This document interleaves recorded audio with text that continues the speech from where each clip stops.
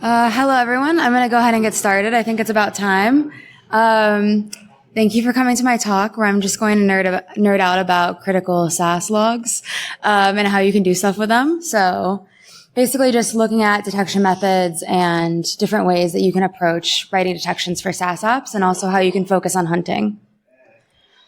So a little bit about me. I've kind of done a lot of the stuff, especially on like smaller teams. But I found that like my favorite thing to do is detection engineering and hunting. So it kind of like spawned this talk. And mostly I look at like security research now and like how we can get insights from like large amounts of data and like find actual threats. So for the folks that are familiar with the MITRE attack matrix, there's actually some new SaaS matrix that came out to help you guide your detection development. So I'm going to cover that quickly.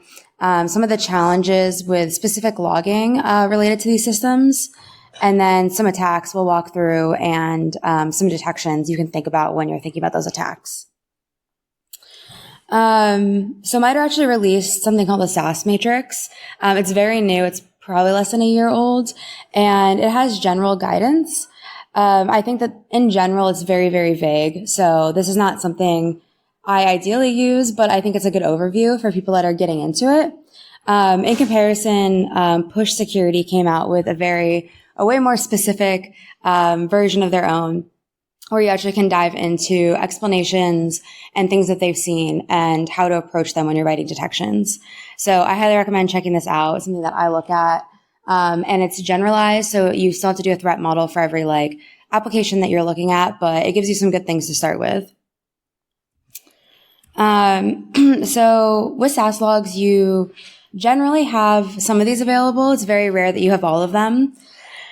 You almost always have user activity and admin activity, and then sometimes authentication depending on the system. But the two I found to be really critical is API activity and integration activity.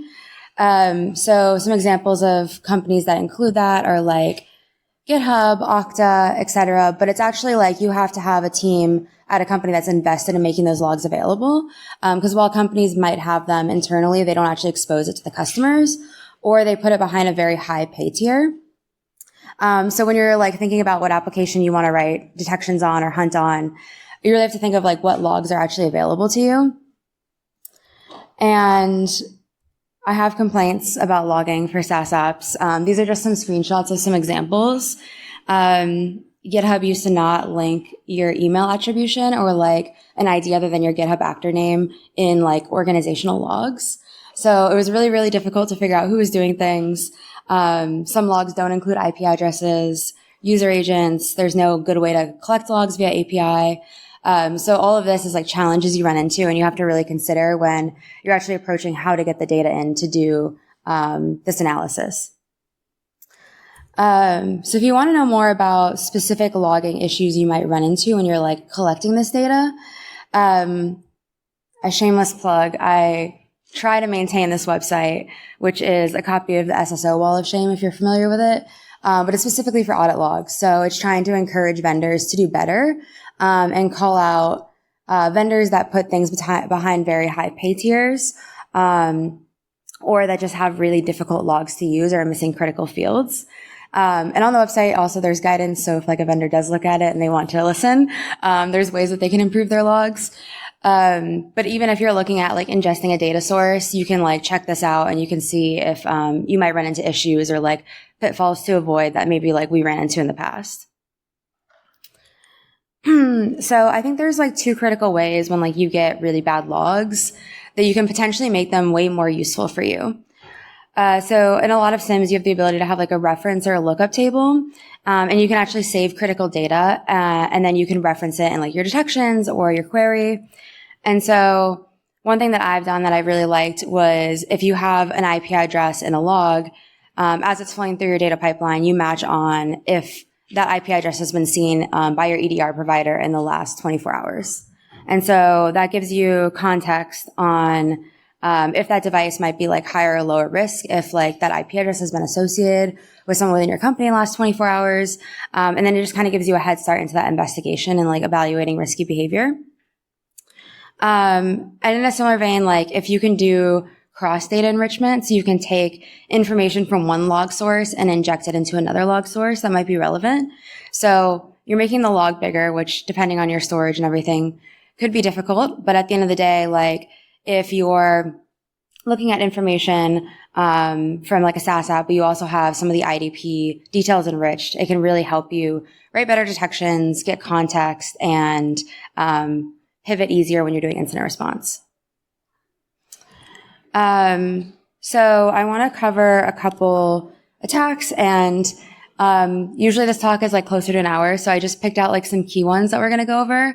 But if you're interested, I think the slides that I submitted are actually way longer.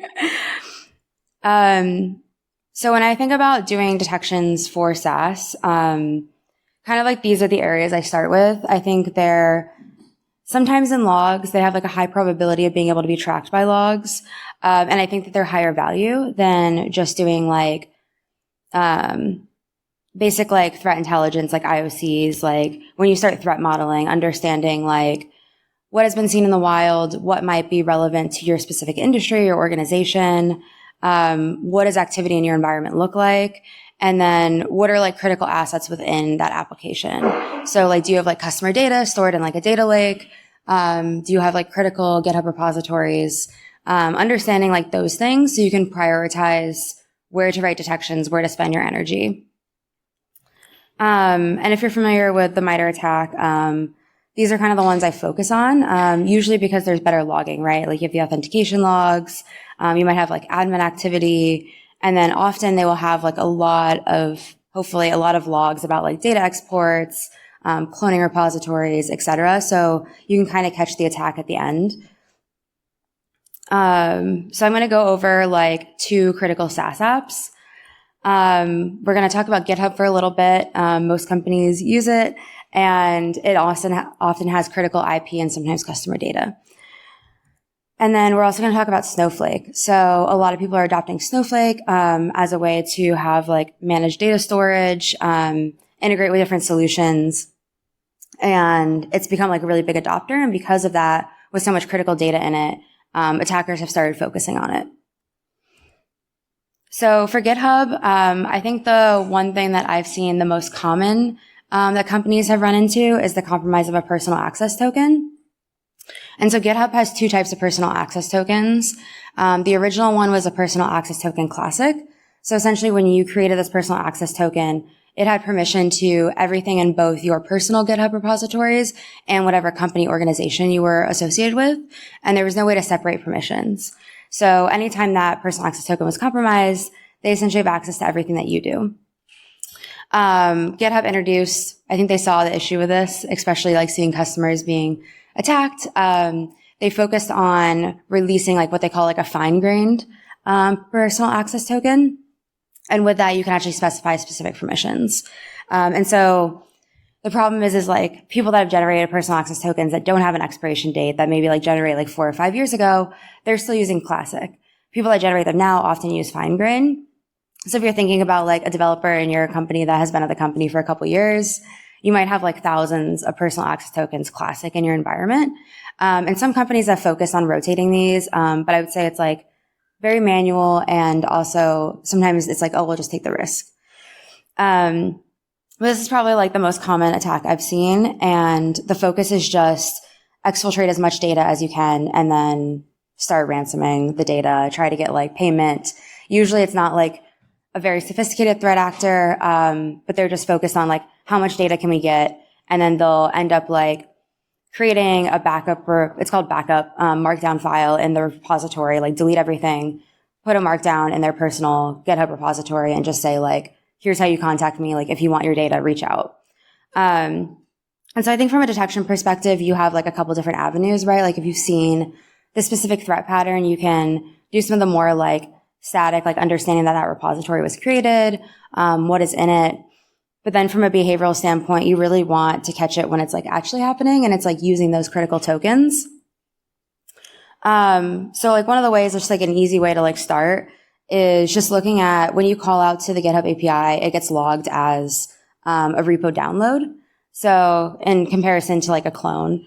So you can easily like create like a quick detection where you say, Is this a repository that's specific to my organization? Is it using a personal access token?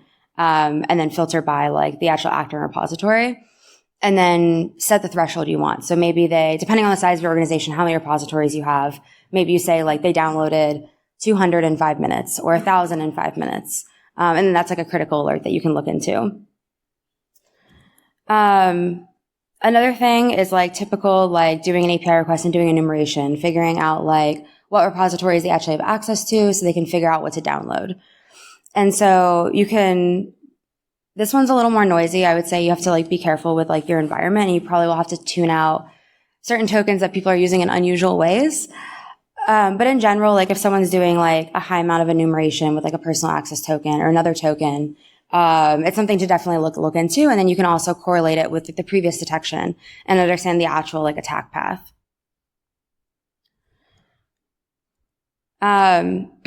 I didn't go over GitHub threat actors because there's so many and so many different ways that it's been focused on over the years. But I want to call out the most famous one was Snowflake, which was UNC 5537. If you remember, it came out April of 2024. There's a couple different reports on it. Snowflake released some information. It's now deleted. And then Mandiant came out with a really good report. So I highly recommend looking at it. And so they were actually, instead of focusing on Snowflake, they were focusing on the customers who use Snowflake and finding a way to get into their environment, download a lot of data, and then essentially the same thing. They want to be paid. They want to scare the company. They want to get all of the things that they are like aiming to get. And then they'll probably also sell the data.